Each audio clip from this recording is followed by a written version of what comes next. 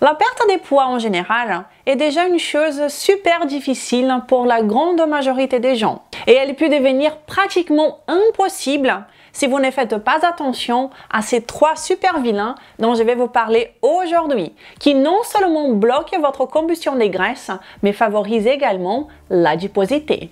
Voyons maintenant quels sont ces 3 super vilains et je vous dis déjà que le 3e est très important. Je suis sûre que vous allez apprendre des choses très utiles dans cette vidéo-ci. Certaines choses qui peut-être vous ne saviez pas et que vous pourrez emporter avec vous pour les utiliser dans votre quotidien. Si vous êtes nouveau ou nouvelle ici, soyez les bienvenus. Je suis Renata Barcelos, chercheuse indépendante en sciences de la nutrition. Et je suis ici à chaque semaine pour vous aider à atteindre la meilleure forme physique que vous n'avez jamais eue, à maintenir également votre poids idéal et à récupérer le contrôle de votre santé basé sur la meilleure science à laquelle j'ai accès, toujours sans bêtises. Préparez-vous alors pour le premier super vilain ici, la bière, mais pas à cause de l'alcool ou des glucides. Et peut-être que le plus grand problème de la bière ici est son effet œstrogénique sur le corps, qui est une chose que très peu de gens savent. L'estrogène, comme nous le savons, est une hormone principalement féminine et très importante aussi dans les bons contextes. Mais nous savons également qu'elle peut être un grand problème lorsque son action est dérégulée. La dérégulation de l'estrogène est associée à la prise de poids, à la graisse viscérale et abdominale, à la gynécomastie, qui est le développement des seins chez les hommes, et également la féminisation des hommes. La croissance des poils où il ne devrait pas chez les femmes, des problèmes comme les ovaires polykystiques, le développement de divers types de cancers et une longue liste de problèmes.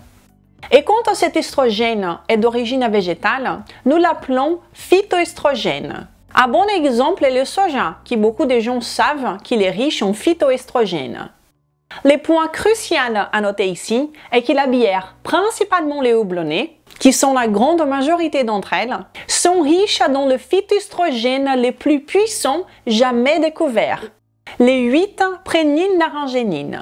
Le houblon, comme je l'ai dit, donne cette amertume à la bière, mais sert aussi des conservateurs. Donc il est très utile dans le développement de la bière. Et c'est pourquoi il est utilisé dans la grande majorité des bières aujourd'hui. Certaines un peu amères comme la Pilsner et d'autres bien plus amères comme les IPA par exemple. Mais le houblon est utilisé dans de nombreux types de bières aujourd'hui. Alors, ce phytoestrogène est si puissant que l'industrie l'a utilisé dans des produits à base de plantes pour promouvoir l'augmentation des seins chez les femmes. Et le problème ici, bien sûr, c'est que les phytoestrogènes du houblon se transfèrent à la bière. Les études ont montré que jusqu'à 10 ou 20% de ces composés est transféré au produit final, qui est la bière. Alors, nous ingérons ce qui est le phytoestrogène le plus puissant jamais découvert par l'humanité jusqu'à aujourd'hui. Et ces effets sont si puissants qu'une étude de 2020 a même proposé son utilisation comme thérapie de remplacement hormonal chez les femmes. Imaginez donc. Alors, la conclusion est la suivante. Ces vieux ventres de bière que tout le monde connaît, en fait, contrairement à ce qui est connu, peut ne pas être causé par les glucides de la bière ou encore moins par l'alcool de la bière. Bien sûr que ces choses n'aident pas nécessairement, mais surtout, il semble que les grands agresseurs ici est l'effet œstrogénique que la bière a. Commençons par ces puissants phytoestrogènes qui se transfèrent du houblon utilisé dans la bière à la boisson que vous buvez tant. Plus la bière est houblonnée, plus elle aura l'effet œstrogénique et plus elle aura de ces composés, malheureusement. Vous ne saviez pas peut-être cela, mais maintenant vous le savez. Et le super vilain numéro 2, ce sont certains super vilains dont j'ai déjà parlé plusieurs fois ici, et peut-être que vous le savez déjà. C'est la margarine et les huiles végétales des graines comme l'huile de soja, l'huile de tournesol, l'huile de colza, l'huile de maïs, etc. Si vous me suivez ici déjà, vous savez qu'il est 100% possible de commencer à prendre du poids même en mangeant la même quantité de calories que vous mangez pour maintenir votre poids. Au pire encore, il est possible de commencer à prendre du poids même en mangeant moins de calories que vous mangez actuellement. Cela se produit si vous commencez à inclure dans votre alimentation indépendamment du nombre de calories que vous mangez, des aliments qui bloquent métaboliquement votre corps, qui ont un impact sur la production d'énergie de votre corps au niveau de la mitochondrie. Et je parle de cela depuis un bon moment ici, parce que les aliments qui induisent des blocages métaboliques induisent également l'obésité, indépendamment de la quantité de calories que vous ingérez. Et c'est exactement le même problème ici avec les margarines et les huiles végétales des graines qui sont de loin les plus grandes sources de graisses polyinsaturées dans l'alimentation humaine.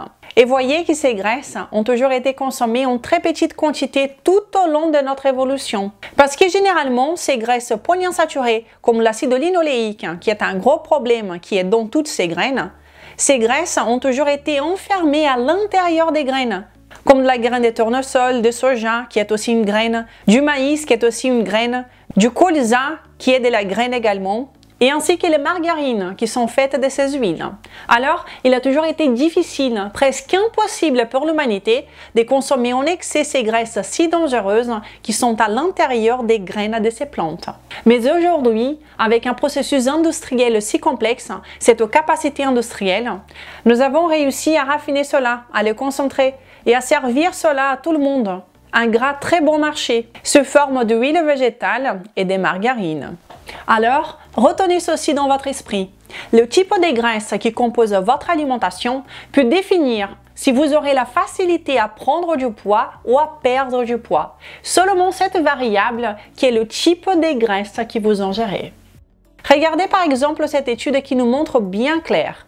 Ils ont pris un foyer pour personnes âgées. Imaginez, cette étude ne pourrait pas être conduite aujourd'hui, parce qu'elle ne passerait pas les exigences éthiques, mais ils l'ont faite dans le passé et c'est bien documenté. Ils ont pris un foyer pour personnes âgées et ont divisé les participants en deux groupes, où dans un groupe, ils allaient remplacer les graisses saturées normales de l'alimentation de ces personnes âgées par des graisses insaturées, d'huile végétale, margarine, etc. Par exemple, vous enlevez leur beurre et vous remplacez par la margarine, et le reste de l'alimentation reste identique. Et la première chose à noter ici est que lorsque vous consommez un certain type de graisse dans votre alimentation, vos cellules incorporent également ce type de graisse. C'est-à-dire que votre graisse corporelle se transforme également et devient compatible avec le type de graisse que vous ingérez dans votre alimentation. C'était une chose qu'ils ont vu se produire dans cette étude chez les personnes âgées, où les adipocytes de ces personnes âgées, et c'est-à-dire les cellules graisseuses, ont eu un profil lipidique similaire de ce qu'ils mangeaient. Mais le plus intéressant ici est que seulement ces changements étaient responsables de l'augmentation progressive du poids chez ces personnes âgées qui ont consommé des graisses insaturées, tandis que l'autre groupe a maintenu et même perdu du poids. La littérature montrant l'effet obésogène de ces graisses polyinsaturées est très riche. Si vous ne saviez pas cela, vous le savez maintenant. Et si vous ne voulez pas courir le risque de l'oublier, alors appuyez sur le bouton j'aime sur cette vidéo. Et abonnez-vous sur cette chaîne maintenant si vous n'êtes pas encore. Et cliquez sur la petite cloche pour que vous soyez prévenus à chaque fois qu'une nouvelle vidéo est disponible ici. Je vous invite également à télécharger le guide gratuit du débutant pour maigrir définitivement et à me suivre sur Instagram. J'ai mentionné l'acide linoléique, qui est un acide gras le plus commun dans les margarines, comme aussi dans les huiles végétales que je viens de mentionner. Eh bien, il est très problématique. Et cette étude-ci dit clairement déjà dans les titres que la consommation d'acide linoléique induit l'obésité. Et ma question pour vous est la suivante. Voulez-vous induire l'obésité en vous-même? Je crois que non, n'est-ce pas? Mais pas seulement cela, il favorise également plus d'appétit. Et voulez-vous avoir faim sans arrêt? Une faim incessante tout le temps? Eh bien, cela se produit également comme dérivé de cet acide linoléique. Le corps produit un composé appelé 2-AG, qui est connu pour favoriser l'appétit, favoriser plus de faim chez les personnes qui consomment ces graisses. Alors, je suggère ici depuis de nombreuses années, et je répète maintenant si vous êtes nouveau ici, je suggère fortement que vous réduisez drastiquement votre consommation de ces graisses faibles, ces graisses industrielles modernes, et comme je viens de le dire, la margarine, les huiles végétales des graines, des tournesols, des maïs, des colza, et remplacez ces graisses par des graisses fortes, des graisses naturelles et ancestrales que nous avons toujours consommées en tant qu'espèce. et qui sont plus riches naturellement en gras monoinsaturés et saturés, comme la graisse animale de qualité, principalement des ruminants, de l'huile de coco, le beurre clarifié, une bonne huile d'olive, l'huile de palmiste, etc. Voilà, ça c'était le deuxième vilain. Maintenant, voyons le troisième super vilain ici qui est également super important. Et ce sont les courtes nuits ou les nuits mal dormies.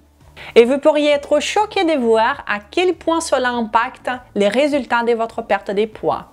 Notez ce qui suit. Dormir mal fait grossir, ou au minimum, freine votre progrès dans la perte de poids. Considérez cette étude ici qui a analysé l'impact de dormir seulement 4 heures par nuit pendant 5 nuits seulement. Ils disent dans la plus grande et la plus diversifiée étude jamais faite sur des conditions contrôlées en laboratoire que la restriction de sommeil a favorisé la prise de poids. Et pour souligner cela encore plus, considérez cette autre étude maintenant qui a testé justement quel est l'effet des courtes nuits sur les personnes qui cherchent à perdre du poids. Ils ont comparé un groupe de personnes en surpoids faisant le même régime de perte de poids, mais pouvant dormir 8h30 par nuit et l'autre groupe pouvant dormir seulement 5h30 par nuit. Et les conclusions sont frappantes. Ils disent que le sommeil plus court a diminué la fraction de poids sous forme de graisse de 55%.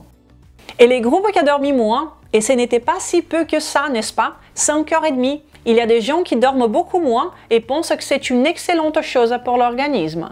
Seulement cette différence de 3 heures ici, entre les deux groupes, a fait que les groupes qui ont dormi moins a brûlé 55% moins de graisse. Et pas seulement cela, ils disent également qu'il a augmenté également la quantité des pertes de masse maigre de 60%.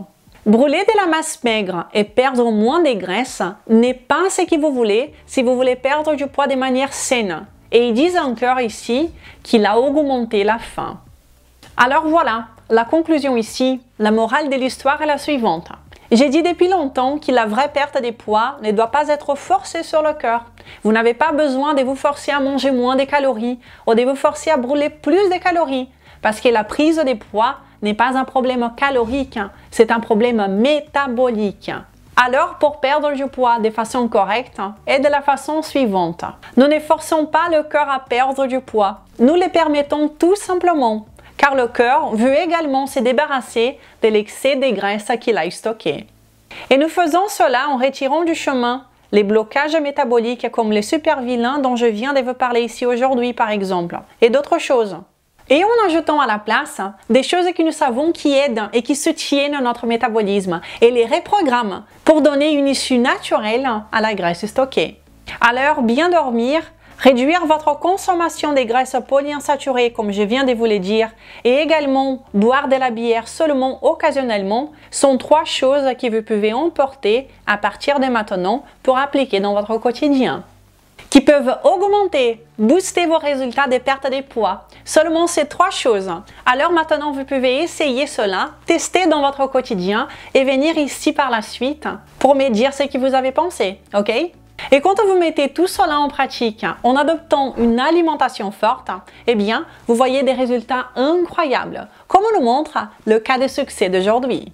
Merci Renata. J'attends vos vidéos toutes les semaines. J'ai perdu 23 kilos sans souffrance naturellement. Merci, merci. Merci à vous d'avoir partagé avec nous ces super résultats. Je vous félicite grandement. Si vous voulez mon aide pour perdre du poids, vous avez 2 options. Vous pouvez profiter de tous ces contenus gratuits que j'ai partagés ici depuis plus de 5 ans. Ou bien, si vous ressentez le besoin d'être plus épaulé, je vous invite à venir connaître mon programme de perte de poids qui s'appelle Code Maigre Définitivement. Le Code Maigre Définitivement est à 100% basé sur la science, où vous apprendrez comment fonctionne votre corps et comment le nourrir, sans jamais vous affamer.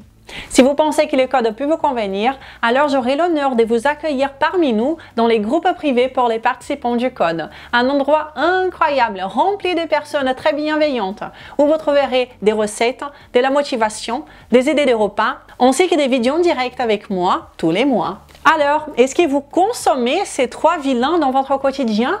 Dites-moi dans les commentaires quels sont ceux qui font partie de votre quotidien ou ceux qui ne font plus partie de votre quotidien, ainsi que les résultats que vous avez eus. Si vous pensez que cette vidéo vous a été utile, alors je vous invite à la partager amplement, car à chaque fois que vous partagez mes vidéos, eh bien, vous m'aidez énormément et je vous remercie déjà. N'hésitez pas à me laisser un pouce en l'air, un commentaire, à vous abonner sur cette chaîne. Et si vous voulez aller au-delà, et si vous pouvez, à soutenir cette chaîne également. Je vous remercie déjà, je vous souhaite une belle journée, un excellent week-end et nous nous verrons la semaine prochaine. Ciao!